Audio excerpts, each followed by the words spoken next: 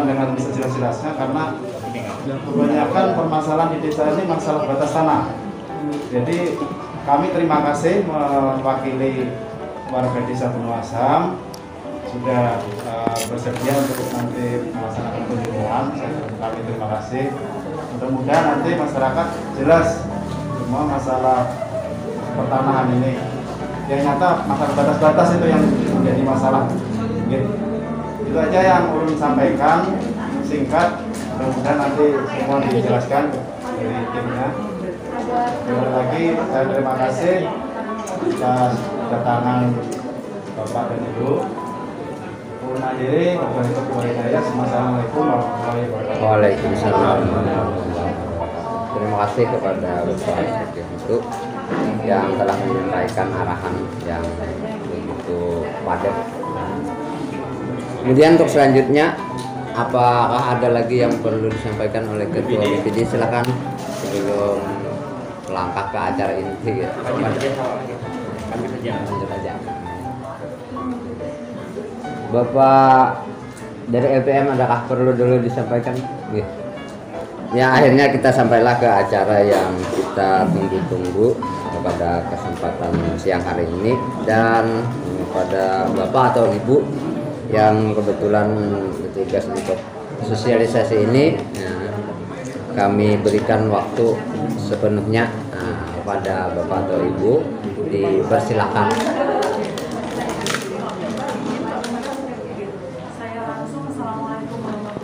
Waalaikumsalam warahmatullahi wabarakatuh. Ibu dan Bapak RT, kemudian Bapak Desa, hari ini terima kasih sekali karena telah menerima kami dalam hal melakukan penyuluhan mengenai pengukuran bidang tanah, khususnya pendaftaran tanah sistematis lokal. Kalau mungkin Bapak-bapak dan Ibu sekalian pernah mendengar program Prona sebelumnya, hampir sama dengan program Prona, hanya saja perbedaannya kalau Prona tidak diukur semua bidang tanahnya. Untuk tahun ini semuanya diukur bidang tanahnya Bapak dan Ibu sekalian. Pertama kali saya ingin menyampaikan untuk tahun ini kantor pertanahan Hulu Sungai Tengah mendapatkan target 30 bidang yang masuk play, 30 bidang di Kecamatan Padawan. Tapi tidak semua desa Bapak dan Ibu, hanya 5 desa, salah satunya di desa Bunuasam. Dan untuk tahun ini programnya bisa silakan Pak. Saya lanjutkan Bapak, programnya dipisah, tidak langsung pensertifikatan langsung. Tahun ini hanya sebatas pengukurannya saja. Yang perlu dicatat, pengukuran ini tidak dipungut biaya sama sekali, dan pengukuran ini dilakukan tidak terkecuali, tidak hanya perumahan atau rumah penduduk saja, tapi sawah, kebun, musola, sekolah, makam silakan diukur semua. Kemudian syaratnya juga tidak perlu melengkapi berkas yang terlalu rumit, hanya fotokopi KTP pemilik tanah saja. Yang kedua, setelah fotokopi pemilik tanah dikumpulkan di Inven, nanti silakan Bapak dan Ibu kami minta tolong untuk dipatokin batas tanah kalian. Jadi teman-teman petugas ukur bisa melakukan pengukurannya setelah Bapak dan Ibu melakukan pembatasan terhadap bidang-bidang tanah Bapak dan Ibu sekalian, agar tidak berselisih dengan tetangga-tetangga yang bersebelahan. Kemudian mohon maaf, ini ada berapa RT? 4 RT. Kalau gitu nanti kami akan melakukan pengukuran di 4 RT, semuanya akan diukur. Kemudian nanti akan dikoordinasikan dengan Mas Ukli, koordinator lapangannya. Kalau sudah siap dilakukan pengukuran, bisa dilakukan pengukuran mulai hari Senin besok. mengenai teknis pengukurannya, silakan nanti Mas Mukli bisa menjelaskan. Demikian dari saya. Wassalamualaikum warahmatullahi wabarakatuh. Waalaikumsalam warahmatullahi wabarakatuh. Dapat Ibu 1030 bidang. Targetnya 7.030 bidang untuk tahun ini 7.030 bidang. di 5 desa Bapak. Kecamatan Pandoan. Ya. Saya lanjutkan Pak. Assalamualaikum warahmatullahi wabarakatuh. Waalaikumsalam warahmatullahi wabarakatuh. Ya. Sebelumnya kita dari kantor Tanahan, mohon maaf juga timingnya ternyata barengan ini. Ya, tapi ya insya Allah bisa sama-sama jalan Pak. Yang terhormat Bapak Ibu dari aparat desa, RT RW-nya, Pak Babinsa. Ya. Perkenalkan, nama saya Mukli, saya koordinator pengukuran di kantor Tanahan Kabupaten Lumajang Tengah. Jadi untuk ini kita bicaranya masalah program ya Pak ya, masalah program. Kemarin kan kita sudah sumpah, Pak Pembuka kan sudah sumpah di kantor pertanahan tentang program PTSL 2022 ini. Nah, programnya sekarang itu tadi sudah dijelaskan berbeda. Jadi kita nanti ukur keseluruhan desa Pak.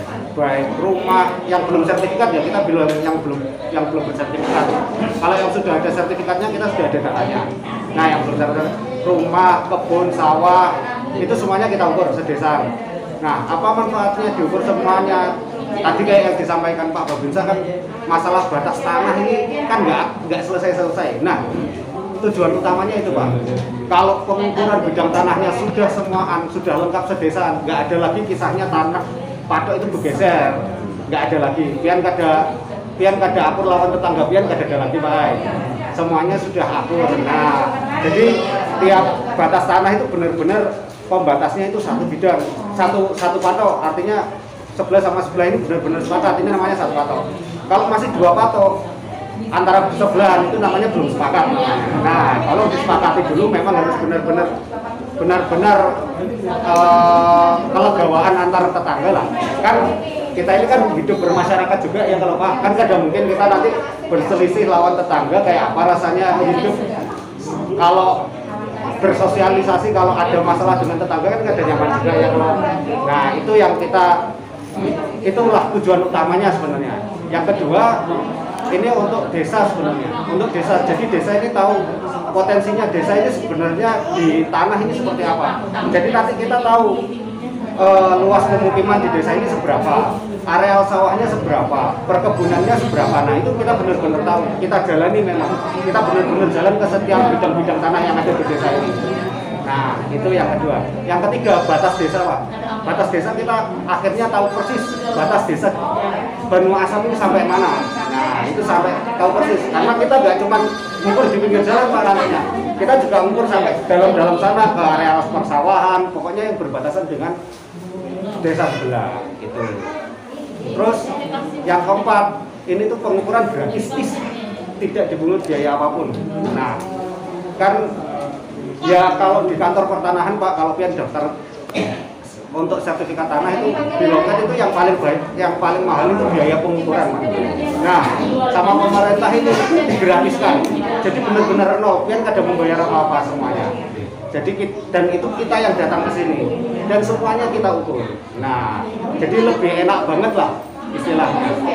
Nah, hasil pengukuran bidang ini tuh terpakainya nggak hanya setahun, 2 tahun, 3 tahun, enggak Pak.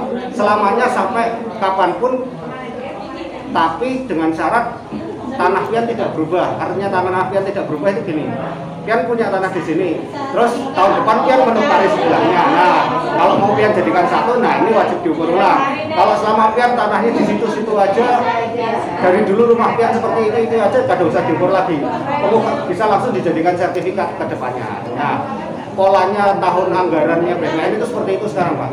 Jadi tahun ini pengukurannya, tahun-tahun berikutnya sertifikasinya. Contohnya kita sudah mulai tahun 2020 di Kecamatan Barabai habis, di Las beberapa, di Limpasu beberapa. Tahun 2021 kita di Batu Benawar, di Kecamatan Haruyan, di Kecamatan Guantanara Selatan. Jadi kalau Barabai misalkan pengukurannya kan tahun 2020, nah sertifikasinya tahun 2021. Nah, Batu Bernawa kan pengukuran tahun 2021 nih, sertifikasinya tahun ini 2022, kayak gitu Pak polanya sekarang.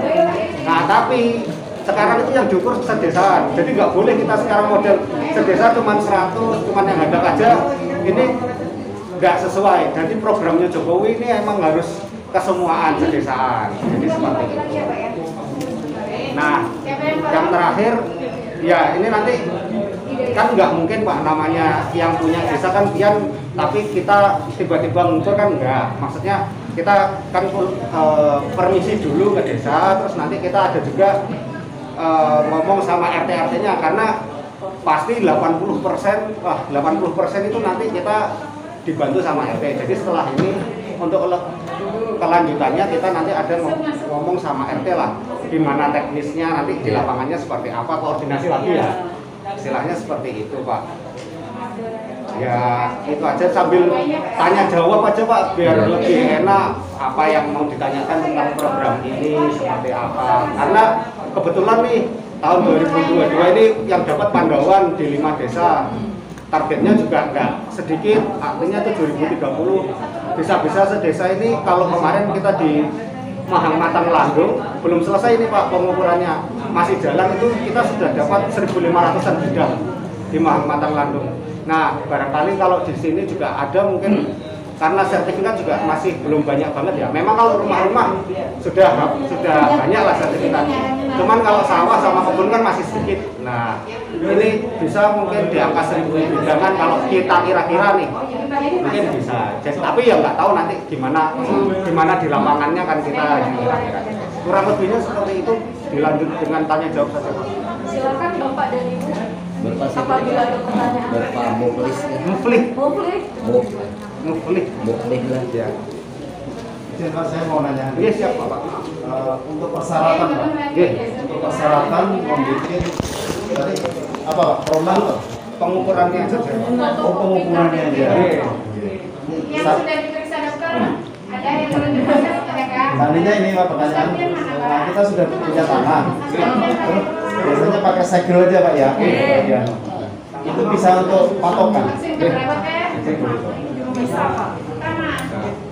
Jadi ini adalah program yang khusus tanah-tanah yang belum bersertifikat. Seperti itu Bapak. Apabila masih dalam bentuk segel, silakan dilakukan pengukurannya dengan syarat pemohon KTP saja Pak. Terima kasih Bu. Ya sama-sama Pak. Kalau tesnya tanpa sigil, cuman tahu KTP apa juga. Oh, bisa aja juga. Oh, ini. Jadi ada yang ketinggalan ternyata Pak tujuannya tadi. Ini kalau sudah diukur semuanya Pak, dan lebih yakin Pak mengeluarkan segel. Biasanya aparat desa ini kan juga ragu-ragu Pak.